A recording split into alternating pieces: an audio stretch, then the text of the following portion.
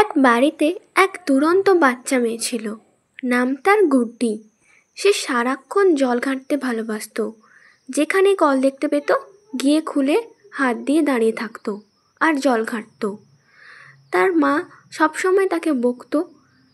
একদিন সে এরকম জল ঘাঁটছে, তার মা এসে তাকে বলছে, এই যাবি তুই এখান থেকে? সারাক্ষণ তোর জল ঘাঁটা সর্দি করে যাবে তো। একদিন গুড্ডি তার মায়ের সাথে তার মাসিদের বাড়িতে যাচ্ছিল এবং রাস্তায় একটা কল দেখতে পায়, আর সেখানে গিয়েও সে মনের আনন্দে হাত ধুতে থাকে। সারাক্ষণ সে জল ঘাঁটে, জল নিয়ে খেলা করে, আর তার মা তাকে এইভাবে দেখে আবার বকতে লাগে, এই গুড্ডি, তুই এখানে এসব এরকম শুরু করে দিয়েছিস? সারাক্ষণ জল ঘাঁটা, আমার কি কথা শুনবি না? চাপকে পিঠ একদম লাল করে দেবো তোর। আয় এখানে, মাসিদের বাড়িতে এসে এরকম দুষ্টুমি করছিস। এরকমভাবে তাকে বকতে থাকে, আর গুড্ডি ভয় না পেয়ে সেখানে আবারও জল ঘাঁটতে থাকে। তার কোনো ভয়ও লাগে না, সে সেখানে এক মনে দাঁড়িয়ে জল ঘাঁটে।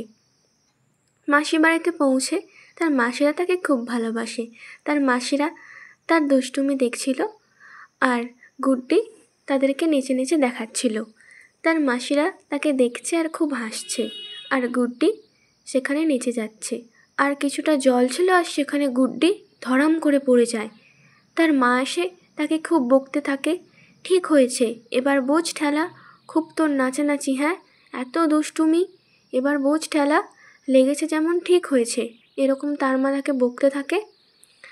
আর তার মাসিরা বলে, না না, ওকে বকো না, জলটা পড়ে গেছে, ও নাচছিল। গুড্ডি সেখানে দাঁড়িয়ে কাঁদতে থাকে আর ওইভাবেই মন খারাপ করতে থাকে।